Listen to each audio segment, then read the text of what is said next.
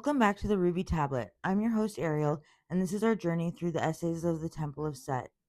We've explored the geometric, cyclical mind of ancient Egypt, where the universe was alive with the wills of the Neteru. We visited the harsher, more fatalistic landscape of Mesopotamia, where humanity was created merely to serve the gods and the underworld was a dim, dismal place. Today we're crossing the sea to Greece. We're talking about the Pre-Socratics, and this is where something fundamentally shifts in the history of human thought. We move from the world of myth and divine will into a universe that is, as the essay puts it, a highly complex, logically intelligible machine. It's the dawn of a new way of thinking, and it's the foundation for much of the philosophy that comes after. Let's get into it. The essay we're looking at today is Pre-Socratic Greek Philosophy, written by Michael Aquino. Now, right from the start, we need to understand the scope. When we say pre-Socratic Greece, we're talking about a broad span of time and a wide geographical area. This isn't just Athens. We're talking about the Minoan civilization on Crete, beginning around 2700 BC. We're talking about the Mycenaeans, who gave us the heroes of Homer. We're talking about the Greek city-states that arose after the Greek Dark Ages, and the Greek colonies in southern Italy and Sicily, known as the Magna Graecia. This is a sprawling, diverse, and incredibly dynamic world. The key thing to understand about the Hellenic Greeks, the ones who emerged from this period, is that they exalt the intellect. The universe isn't something to be placated or served. It's a puzzle to be solved. It's a tool for mankind to explore, understand, and use. They don't see themselves as having a mission from the gods, even if the gods can still meddle in their affairs, as they so famously do in the Iliad and the Odyssey. They put humanity at the center of importance. They worshipped the human body in the Olympic Games and the human mind in the schools of philosophy and rhetoric. Let's think about that for a second. The very idea of philosophy, the love of wisdom as a formal pursuit, that's what starts here.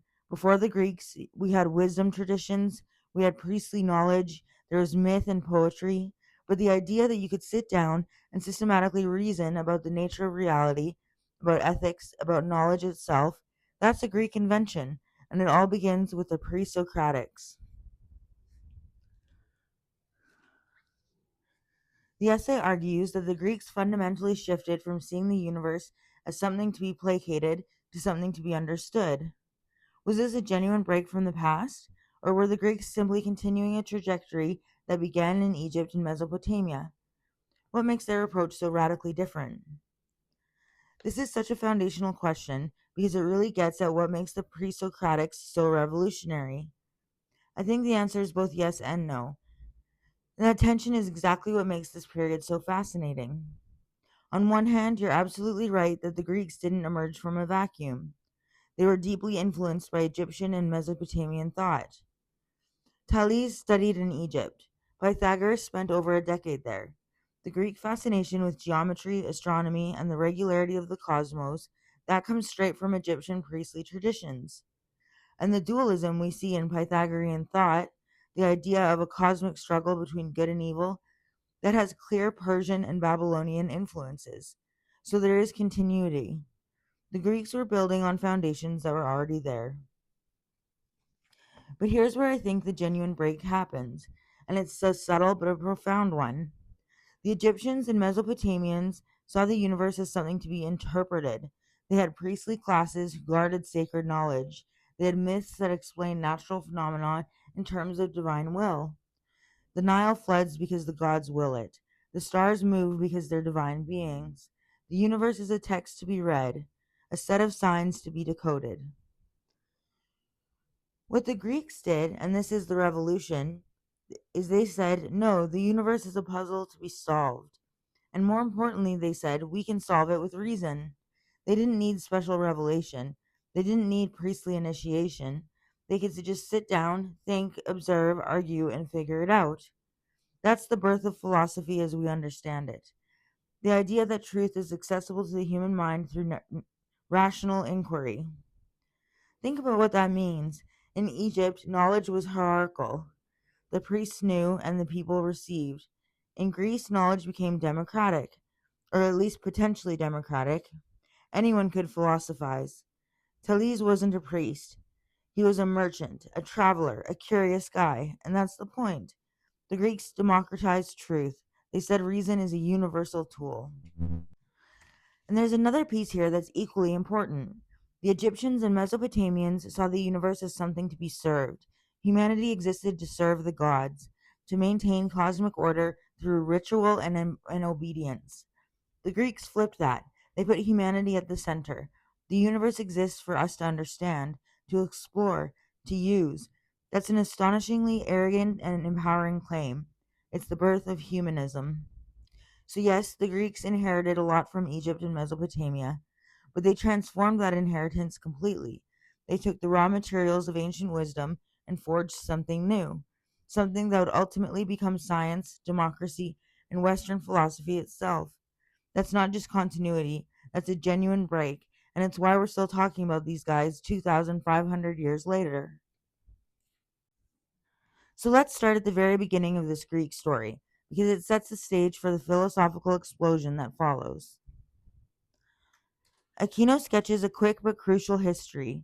Before the Greece we think of, the Greece of Athens, of Socrates, of Plato, there were the Minoans on Crete, a civilization that flourished from about 2700 BC until its destruction. Their political system was a bureaucratic monarchy, but it's described as remarkably peaceful. No standing military, no evident slavery, no marked class distinctions, and perhaps most strikingly for the ancient world, women appear to have been politically equal to with men. This is a culture that seems almost utopian compared to what comes after. The Minoans were a seafaring people, deeply connected to the sea. They created beautiful art, built elaborate palaces with running water and advanced plumbing. They had a writing system we still haven't fully deciphered. And then, around 1400 BC, they were destroyed by an invasion from Mycenae on the Greek mainland. Now, the Mycenaean culture, which is the one that shows up in Homer's epics, was very different. The essay tells us they denied women equality, and they did have slavery. This is the culture of Agamemnon, of Achilles, of the Trojan War. It was a warrior culture, more hierarchical, more patriarchal, and like the Minoans before them, they eventually faded. This culture goes into a decline, and Greece enters what we call the Dark Ages. The Dark Ages lasts from 1100 to 800 BC, and they were dark in a very real sense. The population declined, trade collapsed, people stopped writing, the grand palaces of the Mycenaeans fell to ruin. It was a period of loss, of isolation, and of contraction. For centuries, Greece was a backwater. But from these dark ages, a new world emerges. The first Greek city-states are founded.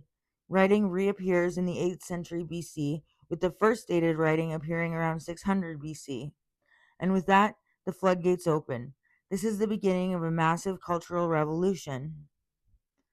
The Hellenic era, from about 600 to 300 BC, is a direct challenge to the older, more traditional ways of doing things.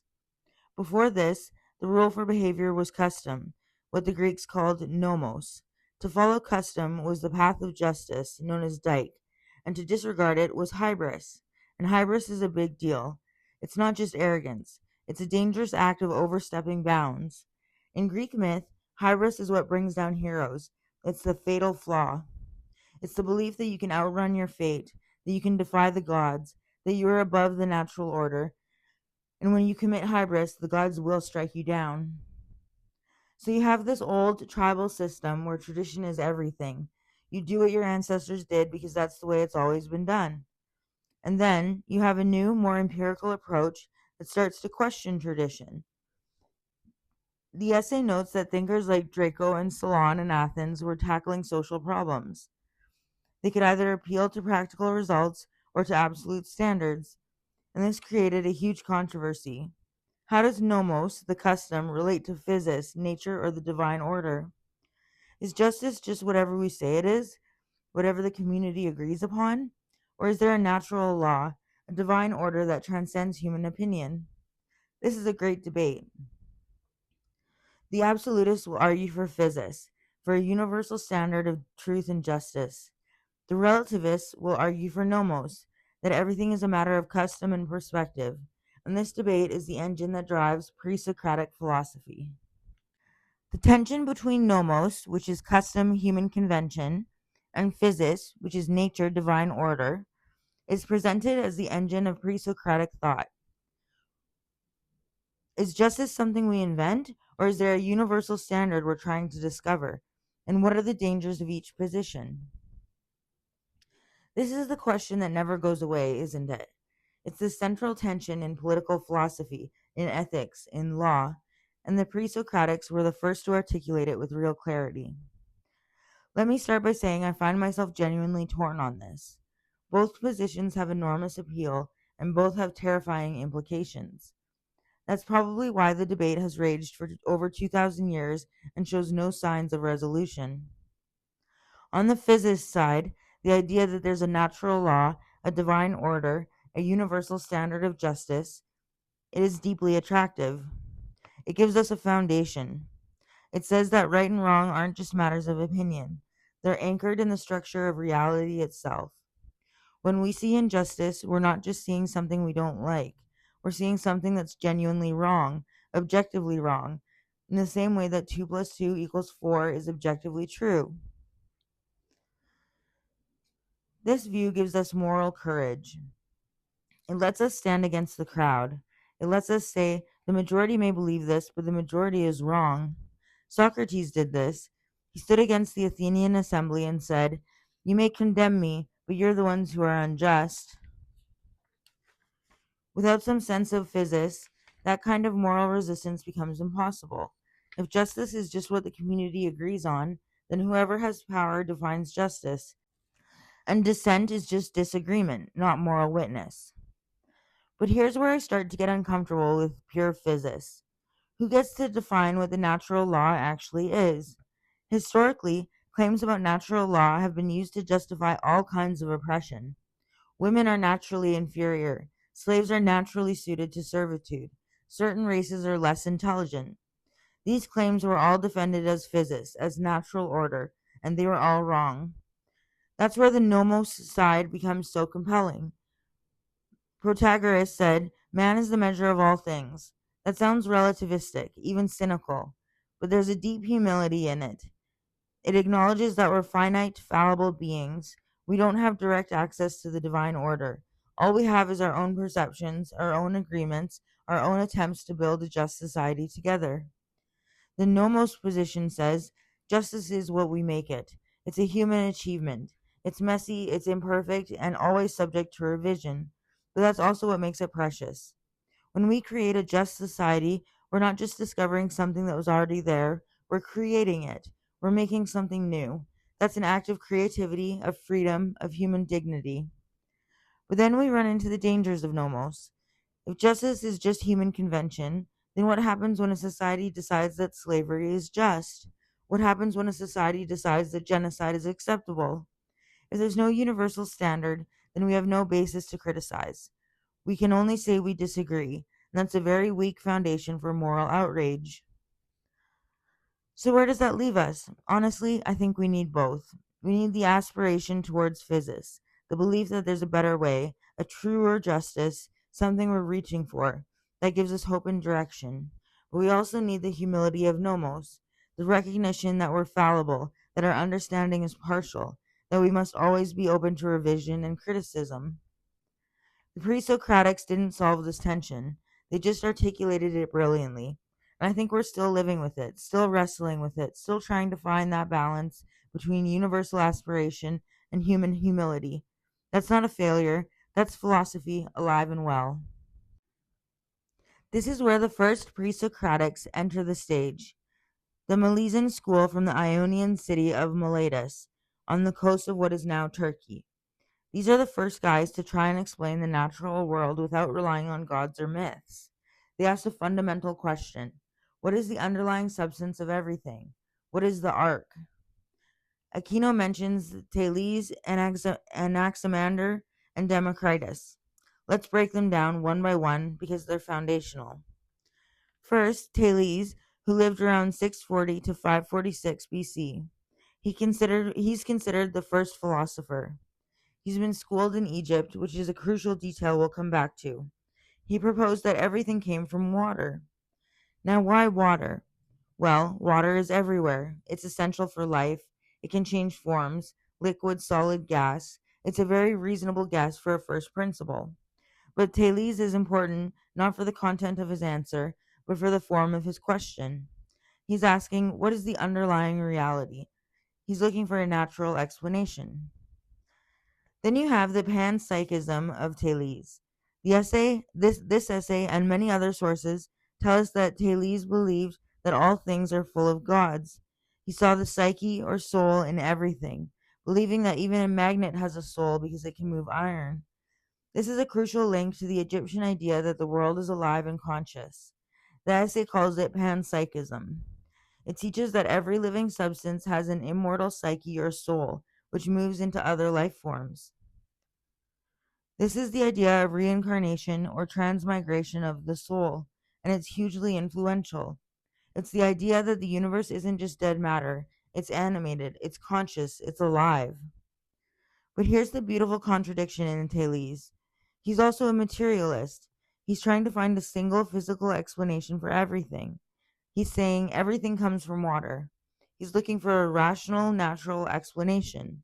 But at the same time, he sees the universe as alive, as full of gods. For Thales, there's no conflict between these two ideas. The universe is both physical and spiritual, and that's a very Egyptian way of thinking. Next, we have Anaximander, who is a student of Thales. He didn't pick a familiar substance like water. He proposed the apeiron, the unlimited or the infinite. This was a more abstract, less tangible principle. The apeiron is boundless, eternal, and indefinite. It's the source from which all things come from and to which they all return. This is a major leap in abstraction. Thales said it's water. Anaximander said no, it's something more fundamental, something that isn't any particular thing, but can become any particular thing. He saw the world as a cosmic battle of opposites. Hot and cold, wet and dry, they're all constantly fighting it out. And the apeiron is the background, the balance. He even suggested, in a stunning flash of insight, that life originated in the sea and that humans evolved from other animals. And that's 1,000 years before Darwin. He was looking at fossils and seeing that the earth had a history and that life had changed over time. And then you have Anaximenes, who comes after Anaximander. He was a student of Anaximander, but he felt his teacher was too abstract. He thought that apeiron was just too vague. So he went back to looking for a specific substance. But he didn't pick water, he picked air. For Anaximenes, air is the fundamental substance. When it's rarefied, it becomes fire. When it's condensed, it becomes wind, then cloud, then water, then earth, then stone. Everything is a form of air, just compressed or expanded. You can see the progression here. Thales says water. Anaximenes says air. Anaximander says it's not a substance at all, it's the infinite. These guys are asking the same question and coming up with different answers. And that's the birth of scientific debate. They're arguing about the nature of reality, and they're doing it with reason. Thales studied in Egypt and brought back the idea of panpsychism, that the universe is alive and conscious, while simultaneously trying to find a single physical explanation for everything. Is there a contradiction here? Or can he be both a materialist and a mystic? How does this tension play out in modern science and spirituality? This is such a beautiful question because Thales is such a beautifully contradictory figure. And I think the answer is that what looks like a contradiction to us might not have looked like a contradiction to him at all. Let's unpack this.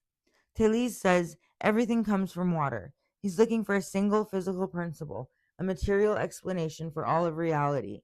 That's materialism. That's science before science existed. He's not saying a god made everything. He's saying it's water, all of it. Everything is ultimately water in different forms. That's a rational, empirical, physicalist claim. But then he also says all things are full of gods. He says a magnet has a soul because it can move iron. He sees consciousness, psyche, animation everywhere. That's panpsychism, the idea that everything is alive, everything has some form of consciousness. Now, to our modern ears, these two claims sound like they're in tension. We tend to think of materialism and panpsychism as opposites. Materialism says reality is dead matter. Panpsychism says reality is alive. How can both be true? But I think Thales wouldn't have seen a conflict. For him, the physical and the spiritual weren't separate categories. They were the same thing viewed from different angles. Water isn't just a physical substance, it's also a divine principle. It's alive, it has psyche. The same thing that makes a magnet attract iron is the same thing that makes humans think and feel. It's all one reality, and that reality is both material and conscious. This is actually a very sophisticated view, and it's one that's gaining renewed interest in philosophy today. Thinkers like Galen Strawson have argued for a form of panpsychism. They say consciousness is a fundamental feature of reality, not something that emerges from dead matter. Matter itself is conscious at some basic level. That's almost exactly what Thales was saying.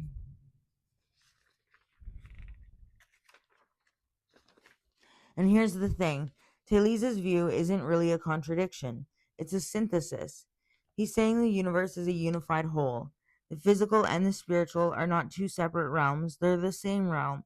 The cosmos is alive and it can be understood rationally. You don't have to choose between being a mystic and being a scientist. You can be both. The universe is both physical and conscious. It's a living machine. So, how does this play out today? You see echoes of this in various places. In some strands of environmental thought, there's a move towards seeing the Earth as a living system, called Gaia theory. In some forms of deep ecology, there's a sense that everything is interconnected, that consciousness is everywhere. And in contemporary physics, there are thinkers who speculate that consciousness might be fundamental, that the universe might be self aware. So Thales is actually remarkably modern. He's not a primitive thinker who couldn't distinguish between science and religion. He's a sophisticated thinker who saw that the division between matter and spirit might be a false one. And that's a profound insight, one that we're still wrestling with thousands of years later. Now we come to one of the most radical and brilliant ideas in the history of philosophy, atomism. The essay mentions Democritus, and we should also mention his teacher, Leucippus.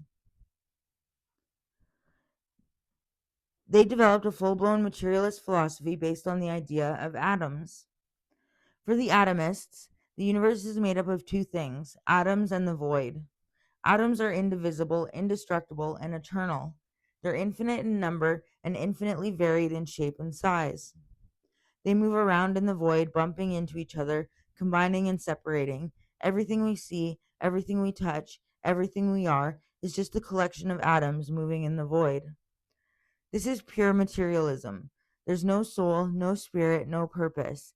The universe is just a machine. Everything happens according to mechanical laws. Even the gods, if they exist, are just made of atoms. Democritus famously said, by convention, sweet is sweet, bitter is bitter, hot is hot, cold is cold, color is color, but in truth, there are only atoms and the void. Think about the implications of that. Our senses, our experience of the world is just a matter of convention. The real world is atoms and void. Everything else is just how we perceive it. This is a direct precursor to Pythagoras and the sophists. If reality is just atoms bouncing around, then all our laws, our customs, our values, they're just human creations. They're not a reflection of the divine order. They're just nomos. The atomists also had a theory about how the world works. They believed that everything happens by necessity, by the collision of atoms.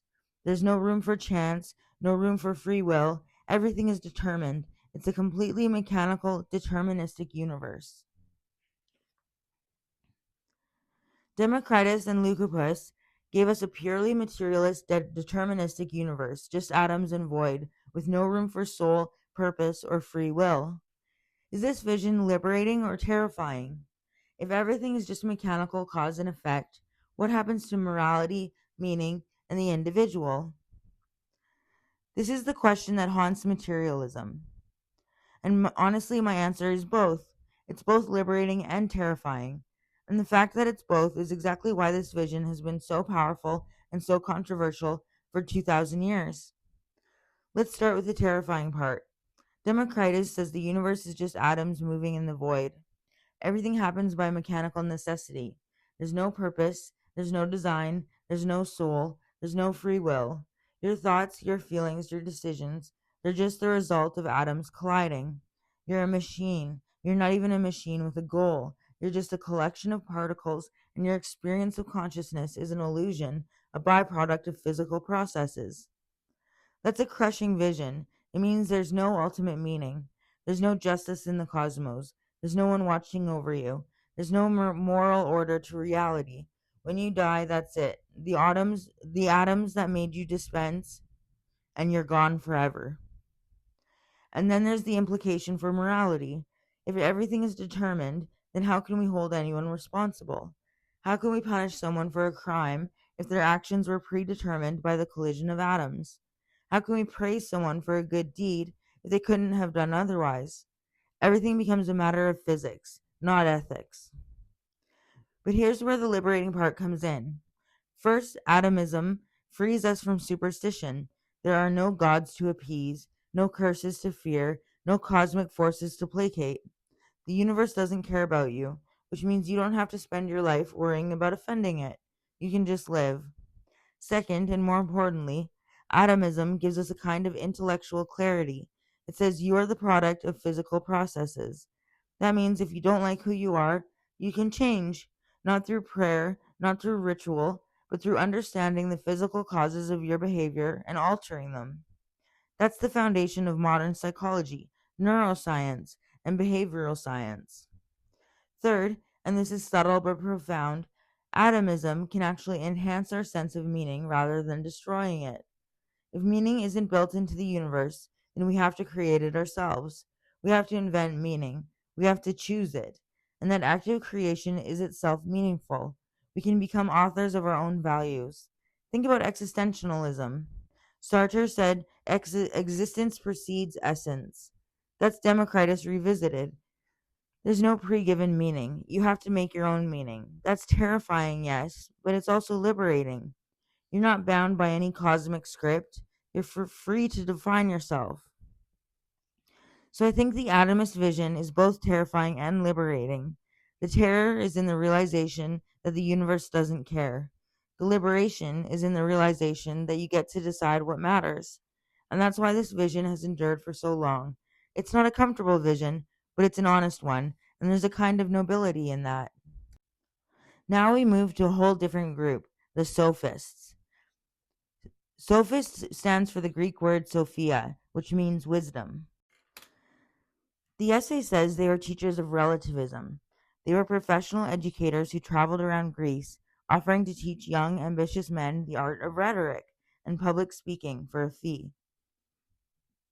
In democratic Athens, skill in persuasive speech wasn't just useful, it was essential for political success and for defending yourself in court. The sophists filled that need. They taught arete, which was excellence or virtue, but in a new context, the ability to influence people through persuasive speech. They are the first to really systematize the art of rhetoric. The most famous one is Protagoras. From about 481 to 410 BC, he's famous for the aphorism, man is the measure of all things. This is a completely radical idea. It means truth is subjective. What is truth is based on individual perception. You and I can look at the same thing and have completely different, equally valid interpretations. There is no objective truth. Everything is relative to the individual. This was a direct threat to the old way of thinking, which was based on established custom and divine law. If there's no objective truth, then what's the basis for morality?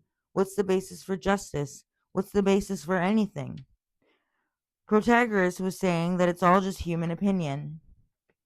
The sophists were deeply skeptical of absolute truths. They believed that institutions, laws, and morality were not manifestations of the divine order, physis, but were just conventions of human experience, nomos. They were pragmatic, not idealists. The essay points out that they gave advice ranging from the practical to the quasi-legal, and they performed an important function in socializing the community. but they also attracted a lot of criticism. Plato, in particular, hated them. He thought they were more concerned with winning arguments than with finding the truth. He saw them as intellectually dishonest, using tricky arguments for financial gain, and subordinating ideals to effectiveness. The split between the relativists and the absolutists really starts here, with the sophists on one side and thinkers like Pythagoras and later Socrates and Plato on the other. The sophists are often portrayed negatively, especially by Plato, as cynical relativists who cared more about winning arguments than finding truth. But the essay also presents them as pragmatic educators who performed an important social function. Were the sophists corrupters of youth, or were they simply responding to the realities of democratic Athens? Is there a modern equivalent to the sophists today? Oh, the sophists. They've gotten such a bad rap, and most of it comes from one source, Plato. And Plato had a very clear agenda. He was defending a vision of absolute truth, absolute justice, absolute goodness. The sophists were his great enemies because they said there is no absolute, everything is relative. So Plato portrayed them as cynical, manipulative, dishonest, and morally dangerous. But I think we need to take a step back and look at the sophists in their historical context, because when you do that, it's a very different picture emerges. Athens in the 5th century BC was a direct democracy. Ordinary citizens served on juries, voted on laws, and made decisions about war and peace. And in that context, the ability to speak persuasively wasn't just a luxury, it was essential. If you couldn't articulate your position, you couldn't participate effectively in civic life. If you couldn't defend yourself in court, you could lose your property, your citizenship, or even your life. The sophists filled a real need. They taught people how to argue, how to present evidence, how to structure a speech, how to anticipate objections. They taught rhetoric, and rhetoric was the key to democratic participation. They weren't just teaching debate tricks, they were teaching civic competence. And there's something else. The sophists taught that there was no single unchanging truth. That sounds relativistic, and it is, but it's also democratic. If there's no absolute truth delivered by priests or kings, then everyone's opinion matters. Everyone gets to participate in the conversation. The sophists were, in a sense, the champions of ordinary people. They democratized knowledge. They said, you don't need to be born into privilege. You don't need priestly initiation. You can learn to think for yourself. You can persuade others. You can participate in the life of the city. Protagoras famously said, man is the measure of all things. That's often read as radical relativism, but it can also be read as radical democracy. What matters is human experience, human perception, human judgment, not divine revelation, not ancient tradition, not priestly authority, human experience. Now, is there a modern equivalent? Absolutely. I think you can see the sophists in modern media, advertising, political consulting, law, public relations, anywhere persuasion is a professional skill. And just like the ancient sophists, these modern practitioners are both essential and controversial. They make democracy work by helping people articulate their views, but they can also manipulate, mislead, and distort. I think Plato was right to be worried about the sophists. There is a danger in reducing everything to rhetorical skill. If winning is all that matters, truth suffers. But I also think Plato was unfair to them. The sophists weren't just cynical manipulators, they were responding to a real social need. They were making knowledge accessible. They were empowering ordinary people. So heroes or villains? I'd say neither. They were complex figures in a complex moment. They did good things and bad things, just like us, just like our modern equivalents, and that's probably the fairest way to look at them. So, on the other side of this controversy, we have the absolutists. And for the Temple of Set essay, the most important of these is Pythagoras. Pythagoras was born around 569 BC on the island of Samos. He was a massive figure. The essay says he sought in number the beginning or arc of things, the ordering principle, the one behind the many. He is a fascinating bridge between the worlds. First, he was initiated into the Egyptian priesthood of Hathor, spending over 10 years in Egypt, where he learned hieroglyphics, astronomy, geometry, and most importantly, the Egyptian concepts of panpsychism. He was also sent to Babylon, where he was exposed to Persian dualism, the idea of a cosmic battle between good and evil. So you have a guy who's a philosopher, a mathematician, and a mystic all rolled into one. He takes the Egyptian idea of a living universe and turns it into a mathematical one. For him, the universe wasn't just alive, it was a beautifully ordered harmony, and the secret to that order was number.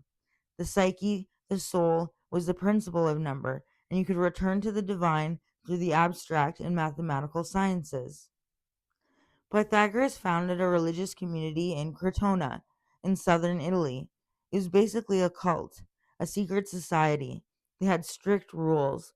They were vegetarians. They believed in reincarnation. They believed that you could purify your soul through study and discipline.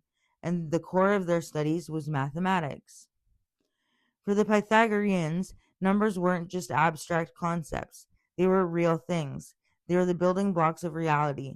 The number one was the monad, the origin of all things. The number two was the dyad, the principle of opposition. The number three was the triangle, the principle of harmony. The number four was the square, the principle of justice. Everything in the universe could be explained through numbers. Pythagoras is presented as both a mystic who believed in reincarnation and a mathematician who believed numbers were the building blocks of reality. Do these two sides of him actually fit together? Or is there a tension between mystical intuition and rational inquiry? Is the universe ultimately mathematical, or is that just a useful human framework?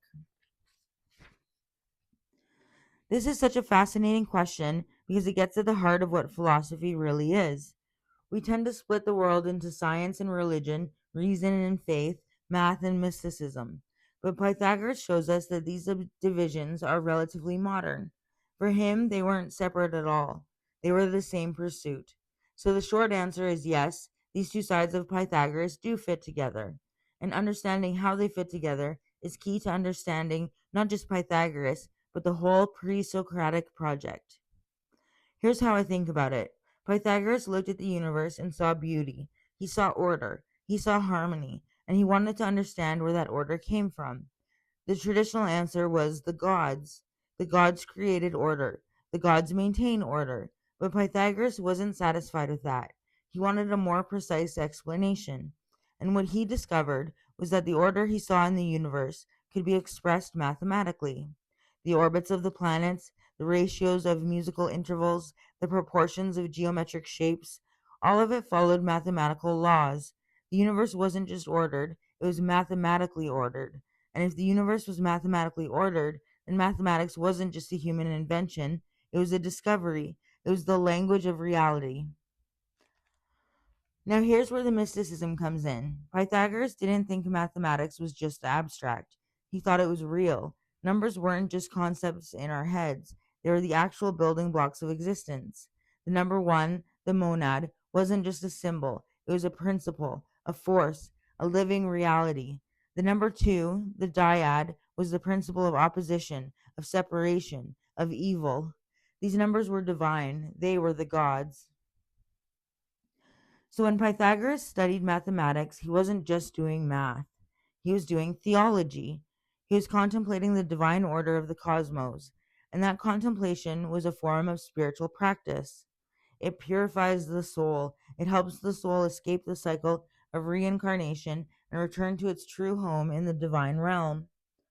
This is why I think the two sides of Pythagoras fit together so perfectly.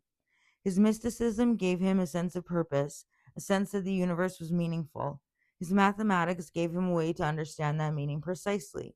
One without the other would have been incomplete. The mysticism without the math would have been vague and superstitious.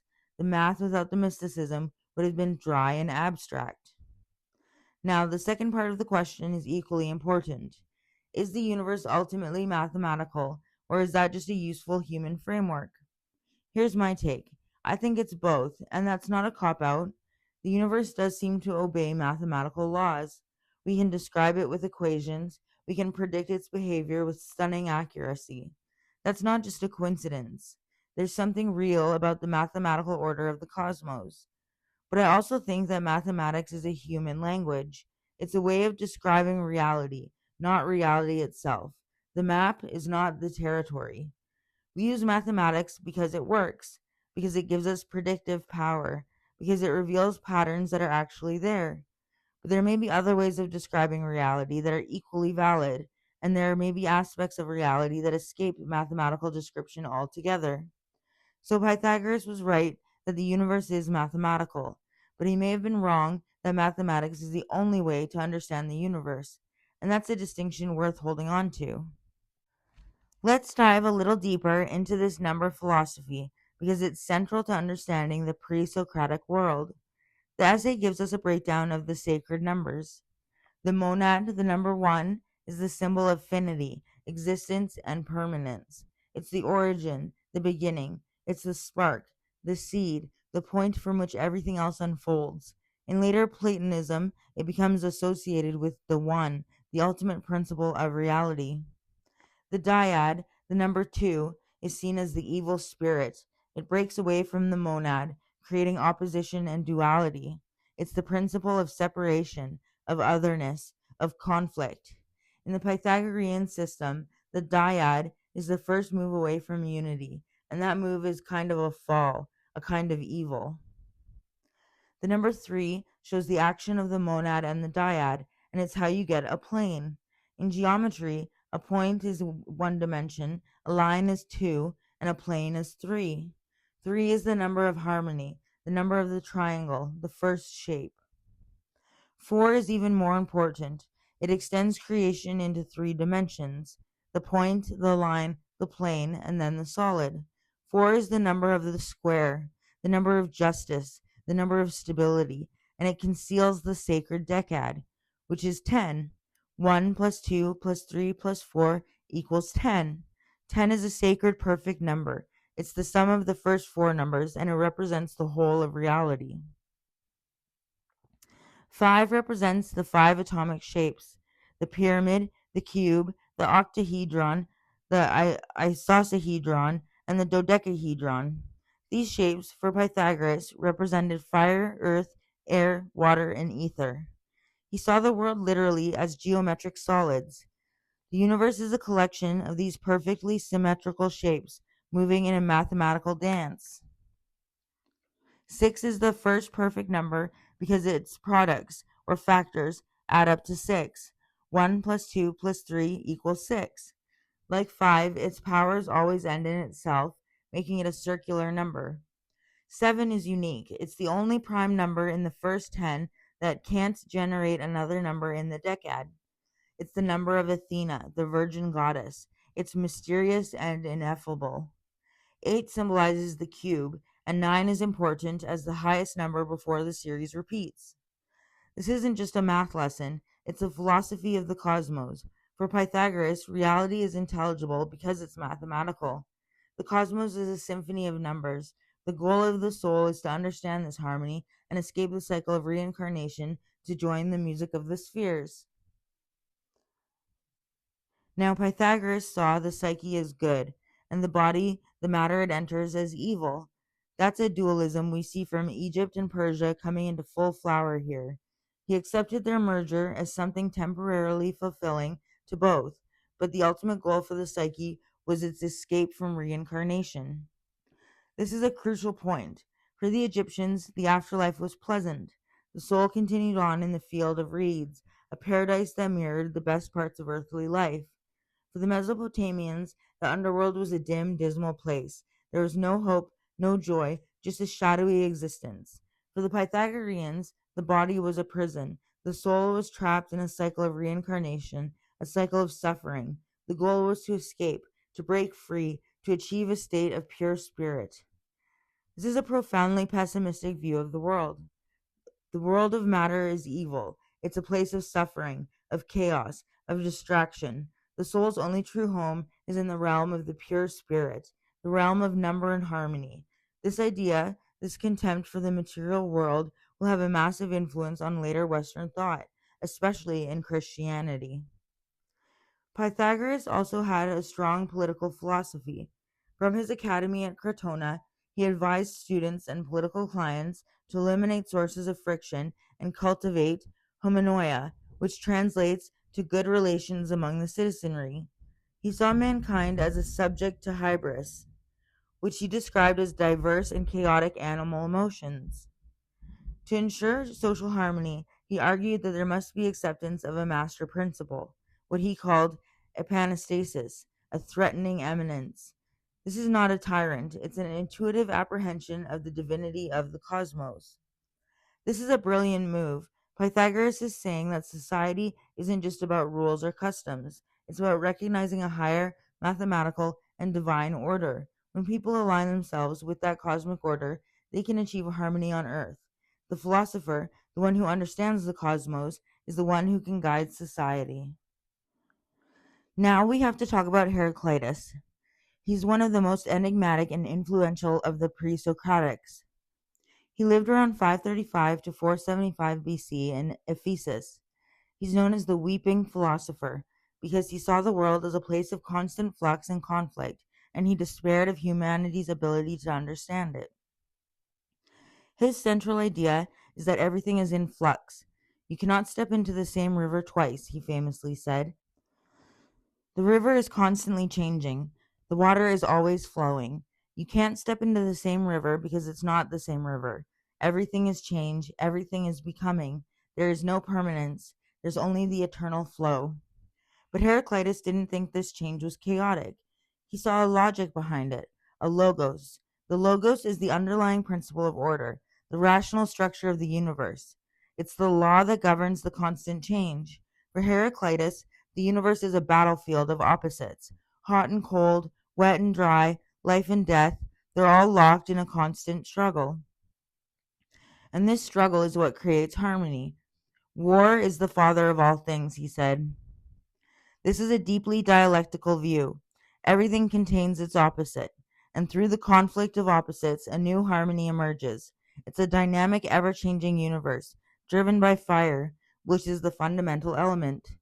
Fire is the symbol of change, of transformation, of the eternal flux. Heraclitus sees the universe as a constant process of combustion and renewal. And then you have Parmenides, who comes from Elia in southern Italy. He is the complete antithesis of Heraclitus. For Parmenides, change is an illusion. Everything is one, eternal, and unchanging. Change is impossible. We think we see change, we think we see no motion, but it's a trick of the senses. Parmenides wrote a poem called On Nature, in which he makes his argument through logic.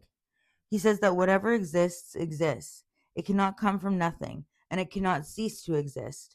Therefore, what truly exists is eternal, unchanging, and indivisible. It's one big, solid, motionless sphere. What we call change is just the appearance of things. The only true reality is being. This is the birth of metaphysics. Parmenides is saying that the world of our senses is not the real world. The real world is a world of pure reason, a world of logic.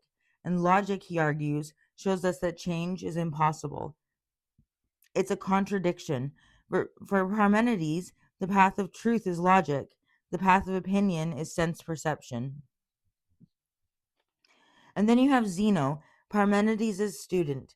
He's famous for his paradoxes. He's trying to prove that motion is impossible. You've got the paradox of Achilles and the tortoise. The tortoise gets a head start. Achilles is 100 times faster. But every time Achilles gets to where the tortoise was, the tortoise has moved a little further, so Achilles can never catch the tortoise. It's a clever paradox. Zeno is trying to show that our everyday experience of motion is irrational. He's trying to prove that reality is not what it seems. The real world is the unchanging world of being. The world of change is just an illusion.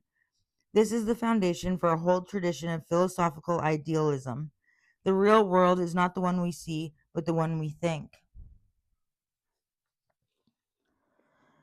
We have Heraclitus saying everything is in flux. You cannot step into the same river twice. And Parmenides saying change is an illusion. Reality is one eternal, unchanging being. Which philosopher is more convincing? And why? Is reality ultimately about change or permanence? Can both be true in some sense? This is a great debate, isn't it? And honestly, I think both of them were right and both of them were wrong. and understanding why is key to understanding the whole history of philosophy. Let's start with Heraclitus. He's the philosopher of change. Everything flows, everything is in flux. You can't step into the same river twice because the river has changed and you have changed. This is deeply intuitive.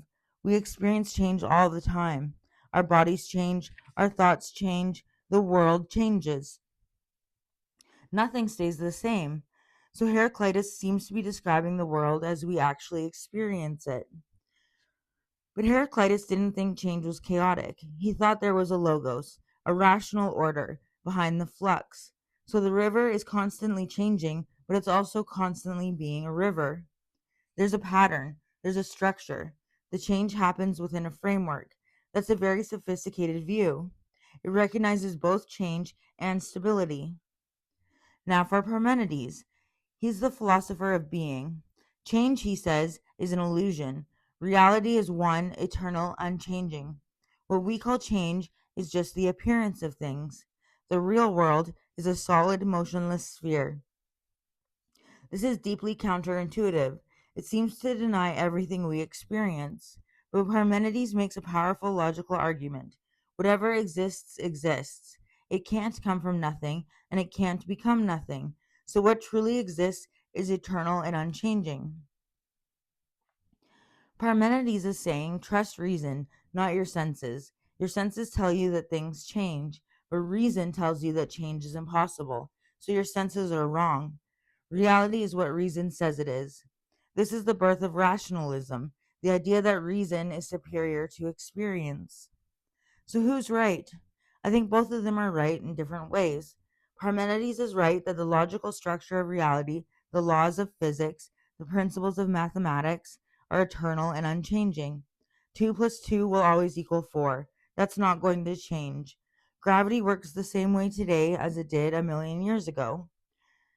There are aspects of reality that are genuinely permanent. But Heraclitus is right that the manifestation of reality is constantly changing. The specific configurations of matter, the particular events in history, the individual lives of human beings, these are all in flux. The river is always the same river, but it's never the same water.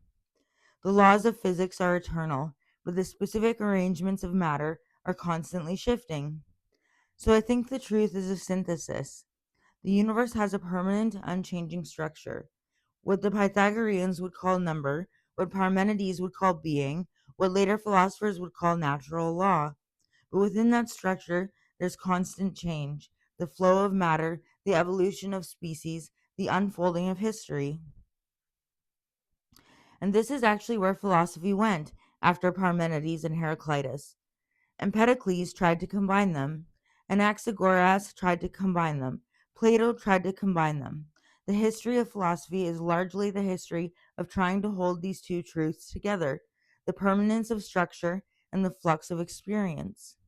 So I can't choose between them. We need both, and that's not a failure to decide. That's recognizing a deep truth about reality. It's both permanent and changing, and we need both Heraclitus and Parmenides to understand it.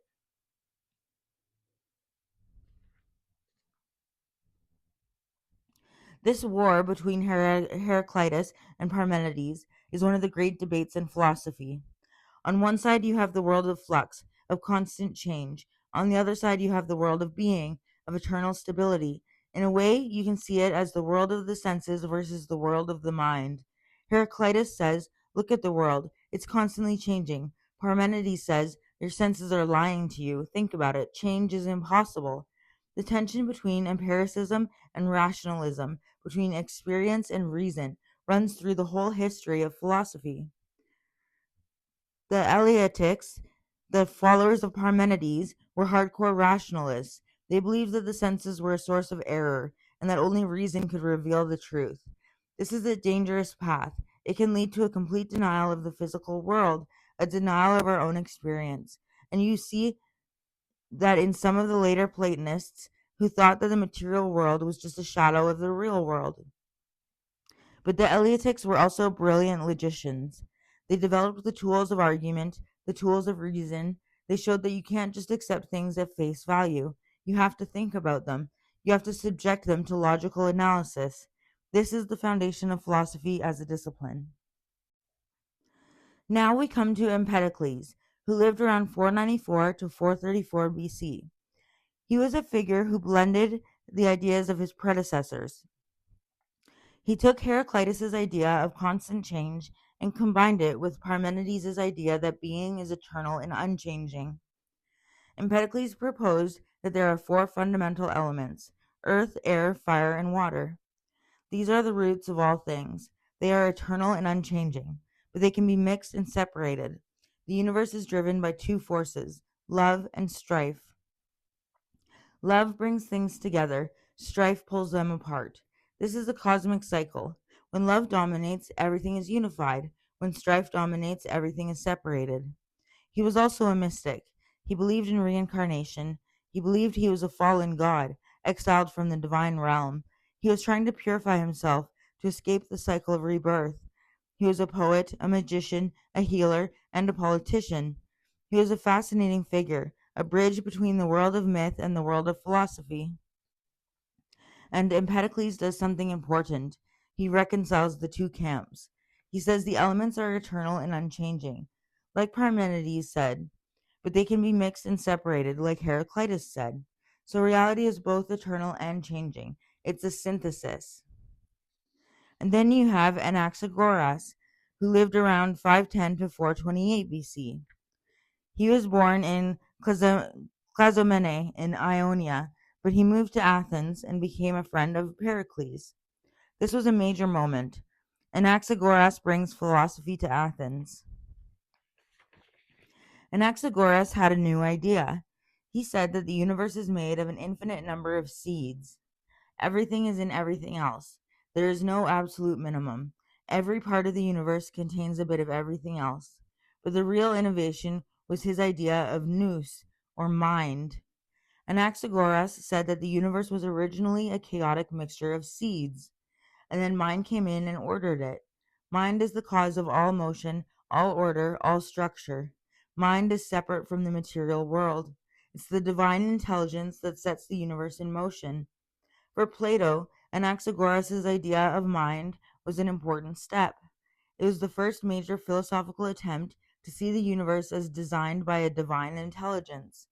He doesn't say a god made it, he says intelligence ordered it. This is a move towards a more abstract, rational theology. The universe isn't run by capricious gods, it's ordered by a rational principle.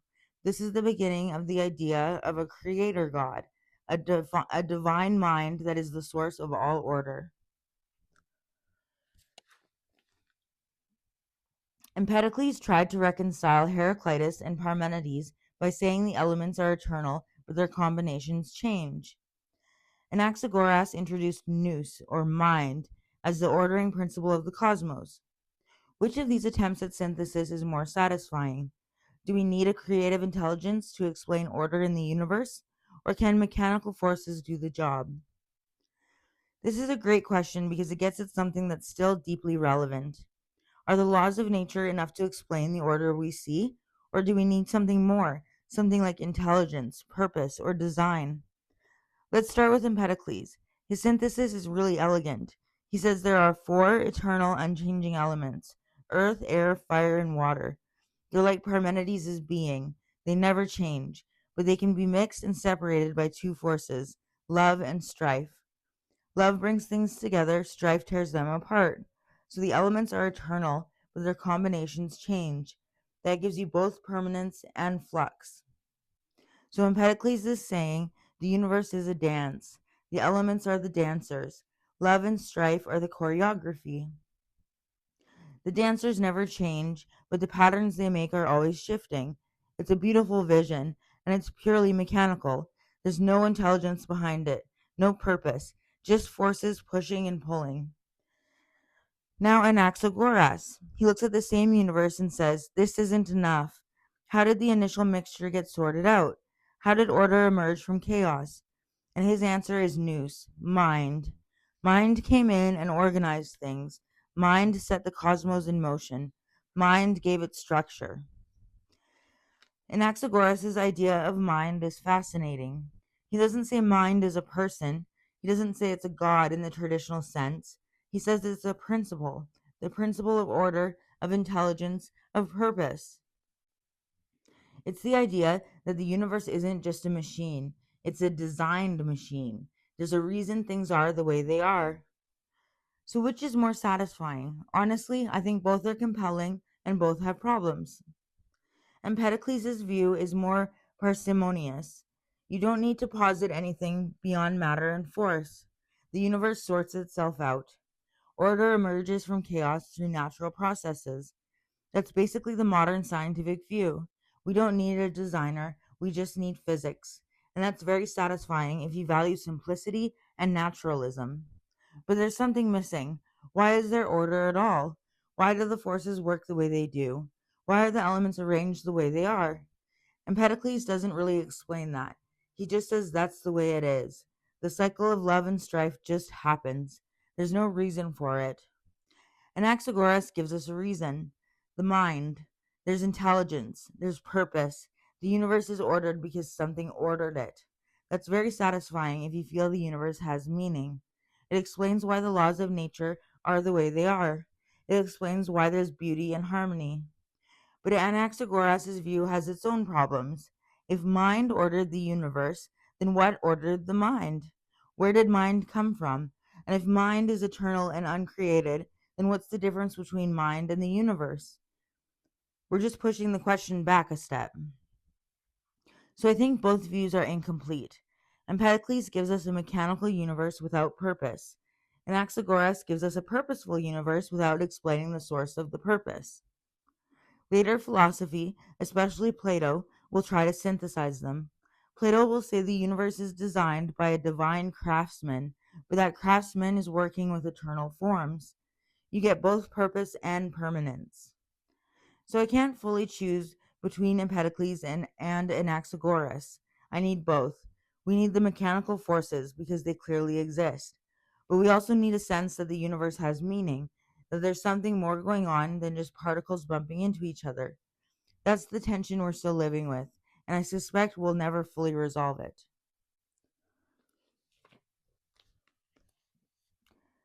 Aquino mentions Orphism, the cult of Dionysus, in connection with panpsychism. This is important. Orphism was a mystery religion that emerged in Greece around the 6th century BC.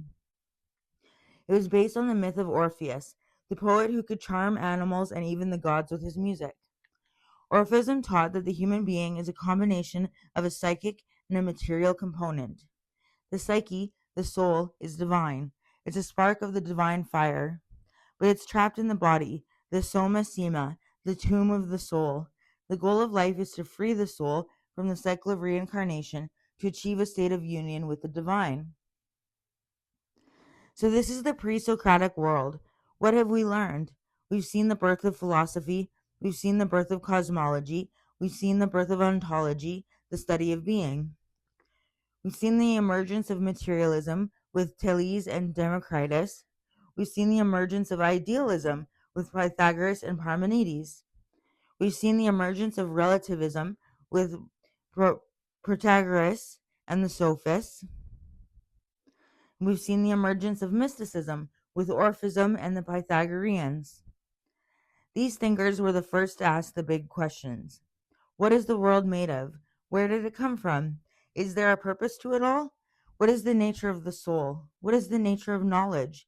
These are the questions that philosophers are still wrestling with today, and the pre-Socratics provided the first answers. They were the pioneers. They were also a bridge. The Egyptians gave them a sense of the universe as alive, as divinely ordered. The Babylonians and Persians gave them dualism, the idea of a cosmic struggle. But the Greeks took these ideas and transformed them. They subjected them to reason. They turned them into philosophy. They created a new way of thinking that would shape the entire Western tradition forever. Now let's circle back to the Temple of Set. This essay is from the Temple of Set. Why is this history so important to them? Because the Temple of Set sees itself as a continuing tradition that begins in ancient Egypt. And the pre-Socratics, especially Pythagoras, are a crucial link in that chain. Pythagoras was initiated into the Egyptian priesthood. He brought the Egyptian ideas of panpsychism, of the soul's journey, of the divine order of the universe, back to Greece. He transformed them. He gave them a new, more abstract, more mathematical form. But the essential ideas are the same. The universe is alive. The soul is immortal. The goal of life is to understand the divine order. The Temple of Set traces its lineage back to Egypt. They see the Pre-Socratics as part of that lineage, as heirs to the Egyptian wisdom, and they see themselves as the modern heirs to that tradition. They are the ones who are continuing the quest for the divine, the quest for self-knowledge, the quest for the immortal psyche. So, the Pre-Socratics are not just a historical curiosity. They are part of a living tradition. They are part of a philosophical and spiritual lineage that stretches back thousands of years. And for the Temple of Set, that lineage is the key to understanding the universe and our place in it. The essay traces a lineage from Egyptian panpsychism through Pythagoras to the Temple of Set. Is there a genuine intellectual and spiritual inheritance here, or is the Temple of Set retroactively claiming ancestors to legitimize itself? What does it mean to be part of a living tradition? This is a really important question, especially for a podcast that's explicitly connected to the Temple of Set. We need to be honest about this. The claim of lineage is both historically plausible and strategically motivated, and it's worth examining both aspects. Let's start with the historical plausibility. Is there a real connection between Egypt and Pythagoras? Absolutely. Ancient sources tell us Pythagoras studied in Egypt. He was initiated into the priesthood of Hathor. He learned Egyptian geometry, astronomy, and religious ideas. And when he turned to Greece, he taught those ideas. So there is a genuine historical link. The Egyptian ideas of panpsychism, the sense that the universe is alive and conscious, do seem to have influenced Pythagorean thought. And then Pythagoras influenced Plato. Plato influenced the Neoplatonists. The Neoplatonists influenced the Hermeticists and the Renaissance philosophers. And all of these traditions have influenced the Temple of Set. So there is a chain of transmission. It's not made up. The ideas really did flow from Egypt through Greece, through the centuries to the present. But, and this is important, the Temple of Set isn't just reporting history. They're also constructing a history. They're selecting certain strands of thought and emphasizing them. They're creating a narrative that legitimizes their own project. And there's nothing wrong with that. All traditions do it. Every religion, every philosophical school, every political movement constructs a history that supports its identity. So the question isn't really whether the lineage is true, it's whether it's meaningful. And I think it is. The Temple of Set is saying we're part of something ancient. We're carrying forward an understanding of the cosmos that goes back to the very beginning of civilization. We're not just making this up, we're heirs to a tradition. That's powerful. It gives the Temple of Set a sense of legitimacy and continuity. It connects them to the great thinkers of the past, and it gives their members a sense of participating in something larger than themselves. But here's the other side. A tradition isn't just a set of ideas, it's a living practice, it's a community, it's a way of life. You can't just read the ancient texts and claim you're part of the tradition. You have to live it, you have to practice it, you have to pass it on. So when the Temple of Set claims to be part of this lineage, they're making a claim about practice. They're saying, we're not just historians, we're not just philosophers, we're initiates. We're carrying forward the actual spiritual practice of the ancients. We're not just thinking about it, we're doing it. Is that claim justified? I can't really say, because I'm not a member, but I can say that the Temple of Set takes this very seriously. They have initiatory systems, they have practices, they have a community. They're not just talking about ancient Egypt, they're trying to be ancient Egypt in modern context. So I think the lineage claim is both genuine and constructed. It's genuine because there really is a historical connection. It's constructed because every tradition selects and interprets its history. And that's not a criticism, that's just how traditions work. Every religious community, every philosophical school, every political movement does the same thing. What matters is whether the tradition is living. Is it producing meaningful insights? Is it helping people live better lives? Is it passing on wisdom from generation to generation? If it is, then the lineage is doing its job. And I think the Temple of Set, whatever you think of its specific beliefs, is trying to do that. They're trying to keep the tradition alive, and that's something worth respecting.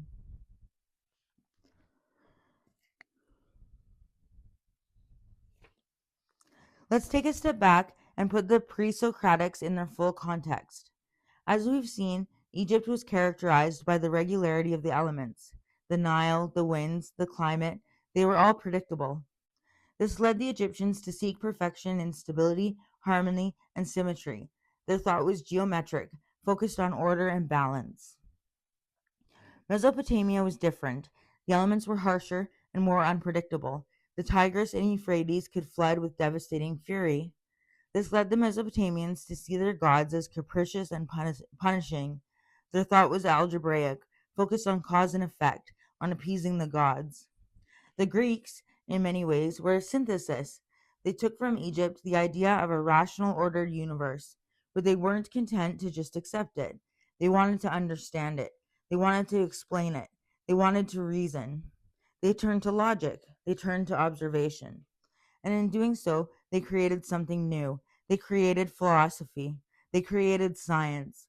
They created a way of thinking that wasn't just about custom or tradition, but about reason and evidence. And that way of thinking has shaped the entire Western world. This brings us back to the central debate, the conflict between nomos and physis, the conflict between custom and nature. For the Egyptians, this wasn't a conflict. The neteru were nature. Custom was a reflection of the divine order. For the Mesopotamians, custom was obedience to the gods. There was no distinction between the human and the divine.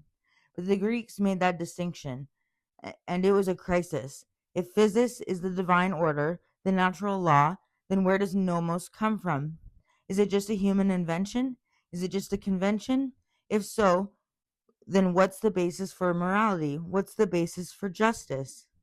This is the question the pre-Socratics were wrestling with, and they gave very different answers. The sophists said that nomos is just a human invention. There is no natural law. There's only what we agree on. The Pythagoreans said that nomos is a reflection of the divine order. The true law is the law of the cosmos, and we need to align ourselves with that law. This debate has never been resolved. It's the central question of political philosophy. Where does law come from? Is it based on reason? Is it based on custom? Is it based on divine revelation? The pre-Socratics were the first to ask this question, and their answers still echo today. There's another aspect to this. The pre-Socratics also contributed to the birth of the individual. In the old tribal world, the individual was nothing. You're defined by your family, your clan, your tribe. There's no I apart from the we. But the pre-Socratics began to ask questions that required individual thought. If you're going to philosophize, you have to think for yourself. You can't just accept what you're told. You have to question. You have to reason. You have to come to your own conclusions. This is the birth of the intellectual, the thinker, the one who stands apart from the crowd. Thales, Anaximander, Heraclitus, Parmenides, they were all individuals. They had their own ideas. They disagreed with each other. They argued with each other. They created a culture of intellectual debate. And that culture is the foundation of Western civilization. It's the foundation of democracy, of science, of philosophy itself.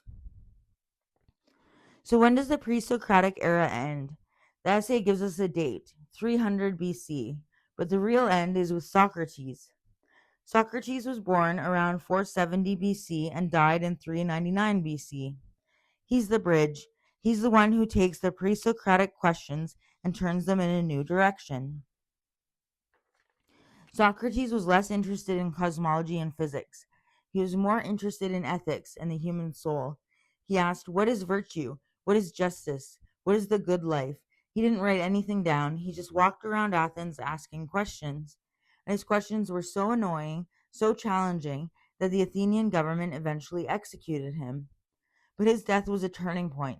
He became a martyr for philosophy. His student Plato wrote down his ideas, and Plato transformed them. Plato took the pre-Socratic ideas, the eternal forms, the immortal soul, the divine order, and synthesized them into a grand philosophical system.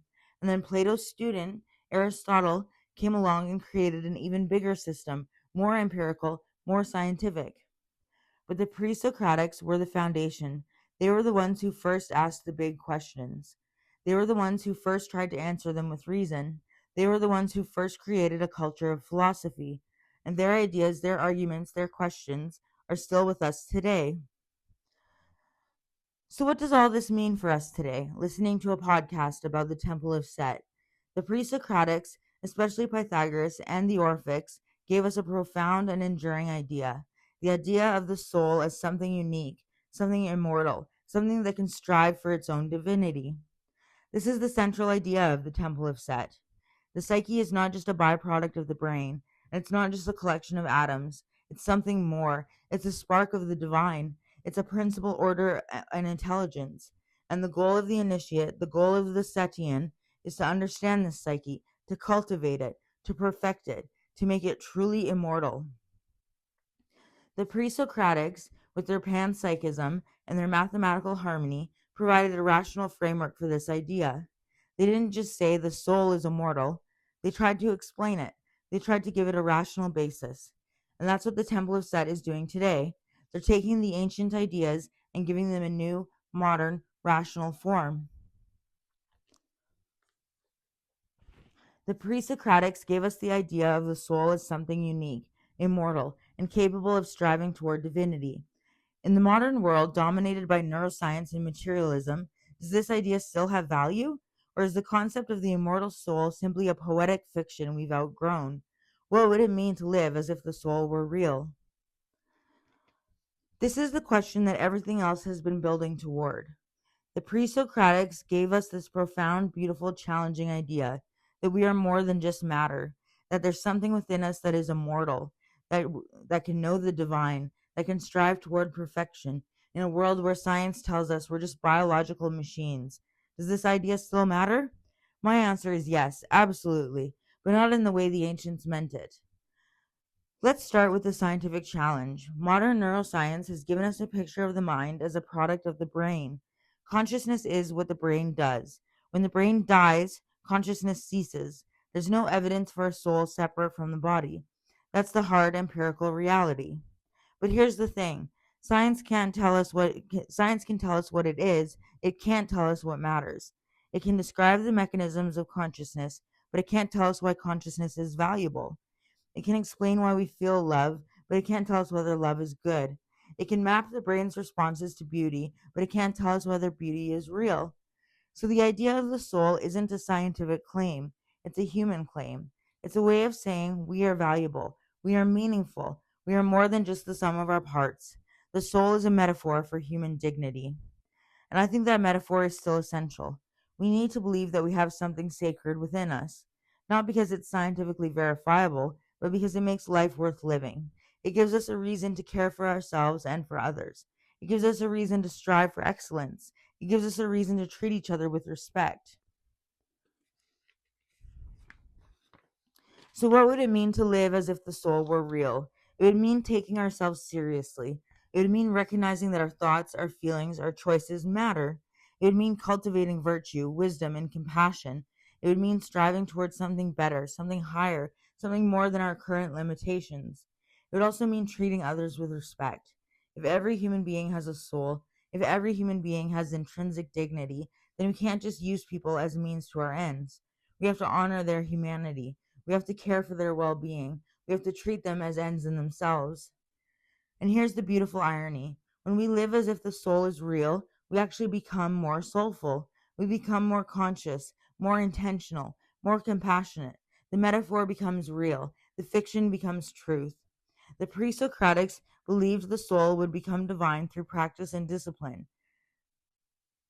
That's not literally true. We're not going to become gods, but it's metaphorically true. We can become better. We can grow. We can evolve. We can transcend our limitations. The soul is the name we give to that potential, that capacity for growth and transformation. So, yes, the idea of the soul still has value, not a scientific claim, but as a human one. It's a way of saying we are more than we appear to be. We have depths that we haven't yet explored. We have potential that we haven't yet realized, and that potential is worth pursuing. That's the legacy of the pre-Socratics. They gave us a vision of the human being as something sacred, something powerful, something capable of approaching the divine. And that vision, whether we believe in it literally or not, is still inspiring 2,500 years later. It's still calling us to be better, to strive higher, to become more fully human. That's why we're still talking about them. That's why their questions are still our questions. And that's why philosophy, the love of wisdom, is still the most important thing that we can do. The pre-Socratic influence doesn't stop with Plato. It continues through the Neoplatonists, through the Hermeticists, through the Renaissance philosophers, and right down to the Temple of Set. The idea of the universe as a rational order, the idea of the soul as a divine spark, the idea of the individual as a seeker of truth, these are all pre-Socratic ideas. And they're not just historical curiosities, they're living ideas.